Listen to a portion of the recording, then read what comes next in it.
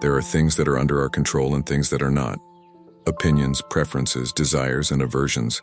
In a word, everything that is inherent to our actions is under our control.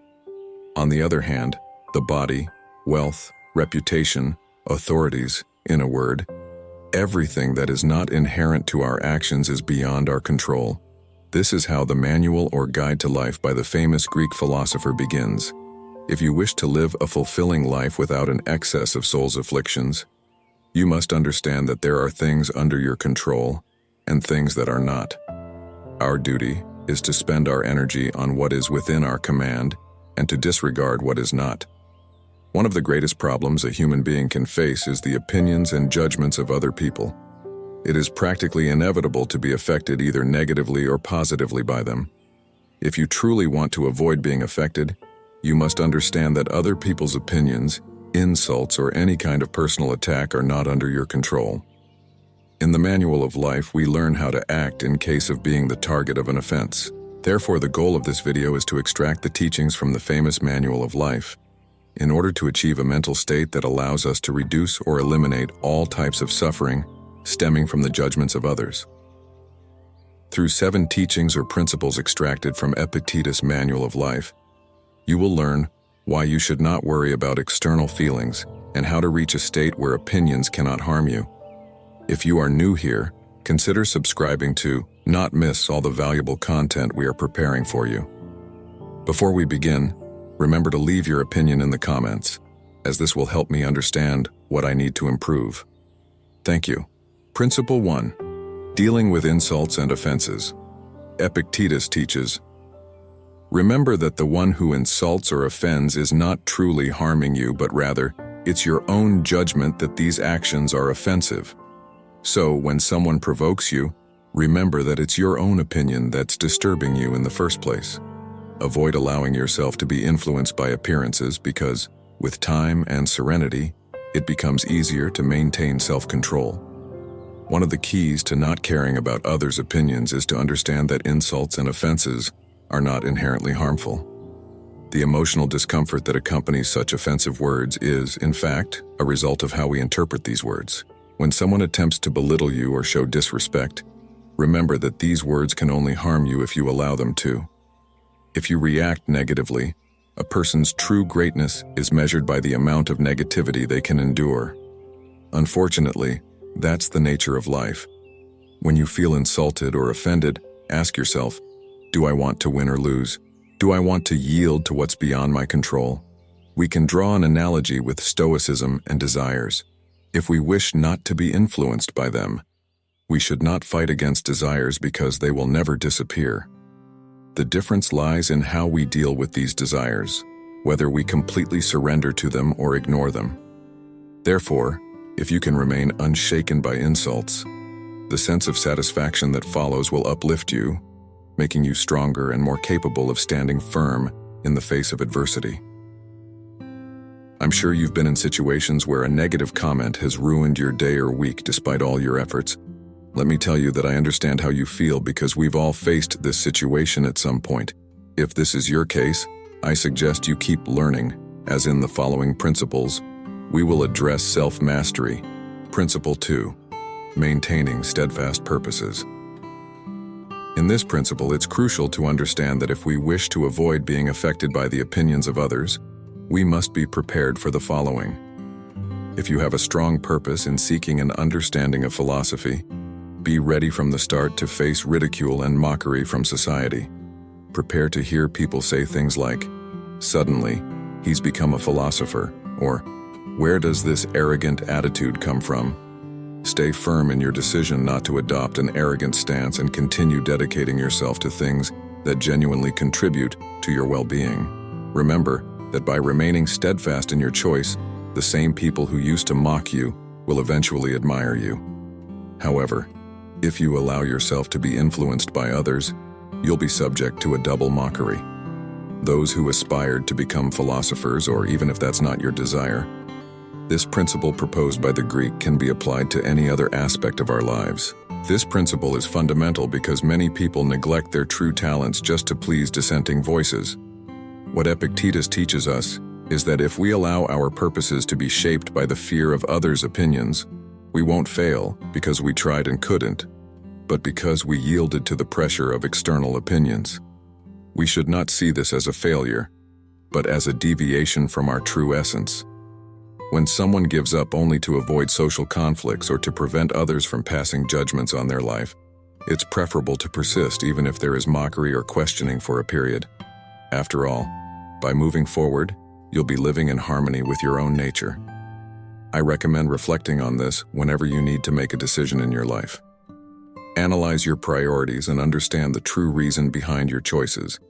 By doing so, you'll be closer to living in accordance with your principles and values. Principle 3. Don't worry about bad reputation.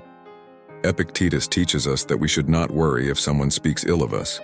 Do not let the idea of living in dishonor and being undervalued anywhere disturb you, because if not receiving honors were detrimental, then others would have the power to make us unhappy, but things don't work that way. The truth is that you are only someone in areas that are under your control and depend on your decisions. This principle is particularly relevant in today's world. How often have you done something you really didn't want to, just to gain someone's approval, especially on social media? The pursuit of social validation on these platforms can be like poison to the mind. We must ask ourselves, is it worth altering our true essence just to gain a bit of satisfaction? Is it worth handing over our emotional well-being to others? My answer is clear: no. I recommend reflecting on this because everyone has been caught doing something embarrassing, but not malicious at some point. Why care if they laugh at you or leave you out in terms of popularity? Do you truly believe your happiness depends on how popular you are? If you live this way, you'll be in constant conflict because your happiness is not in your hands. Therefore, you'll live in a constant state of tension. Changing your essence to avoid losing status goes against one of the fundamental principles of Stoicism: to concern yourself only with what's under your control and become imperturbable regarding what's not. As for insults, remember that no one can harm you unless you allow it. If someone harms you or speaks ill of you, remember that they are acting according to their belief that they are right to do so. Not everyone acts in accordance with what you consider right, but it seems right to them. Therefore, if someone judges you based on a distorted image, they are the ones harming themselves with their mistake. So, tolerate the person who insults you with patience and repeat to yourself, this is what they think. Principle 4. Exercising high self-control. Epictetus teaches us that for an insult to become an offense, we must treat our mind with the same care as we do our body. I'm sure you wouldn't allow a stranger to enter your home every day, aware of the threat it would represent. However, when we receive an insult and interpret it as an offense, we allow that person to enter our mind and linger there for a few days. So we allow strangers into our minds when we would never let them into our homes. To achieve a state in which we can ignore the negative feelings resulting from an insult, discipline and self-control must be cultivated. This applies to all situations in life, including in relation to our own family. When you feel anger, exercise control over that emotion, as it will prevent much unnecessary suffering and make you feel more at peace with yourself. Believe me, this will bring about a significant change in your life. Self-control is a valuable skill that allows us to maintain calm and serenity, regardless of circumstances. By practicing it, we can avoid impulsive and harmful reactions, which helps us live a more balanced and satisfying life. So always remember to take care of your mind in the same way you take care of your body, and practice discipline and self-control to achieve a state of inner peace and lasting well-being. Principle 5. Act in accordance with your best judgment. Epictetus teaches us that we should not be ashamed of being seen acting in accordance with our principles, even if others may form a mistaken idea of what we are doing. If we are acting justly and ethically, why should we fear the mistaken judgment of others? This also applies to the use of social media, where we often allow our happiness to depend on the popularity or validation of others. This leads us to act to please them rather than following our own path. It's important to remember that by acting in accordance with your best judgment and staying true to your principles, you are acting authentically and with integrity. Don't let social pressure lead you to make choices that are not aligned with your values and beliefs. Instead, follow what you believe is right and just, regardless of others' opinions. By acting with integrity, you become an inspiring example for others and create a solid foundation for your own happiness. Remember that, in the end, the correct judgment of yourself is more important than the mistaken perception of others. By acting in accordance with your principles, you build a strong foundation for a meaningful and fulfilling life. Principle 6. Don't worry about bad reputation. Epictetus teaches us that we should not be concerned if someone speaks ill of us. If someone harms you or speaks ill of you, remember that they act assuming that they are right to do so. It is impossible to expect everyone to act in accordance with what seems right to you when, in fact, it may not seem right to them. Therefore, if they are making judgments based on a false impression, they are the ones harming themselves with that mistake. Based on these principles, tolerate the person who judges you with patience, and on each of these occasions tell yourself, this person acts according to their own understanding of what is right, which may be different from mine. Their judgment does not define my true essence, and I should not allow it to disturb me. I choose to follow the path of tranquility and authenticity instead of allowing others' judgments to affect me. By adopting this perspective, you strengthen your emotional resilience and self-confidence, allowing you to pursue your journey according to your own principles, rather than being shaped by others' opinions. This principle reminds us that a person's true worth is not in the image others have of them, but in the integrity of their actions and the character they cultivate. Principle 7. No one can hurt you. Through this seventh principle, we examine the motivation behind insults. What this teaches us is that we cannot expect everyone to act in accordance with what we consider right, or share the same worldview as us. This expectation can be harmful and naive.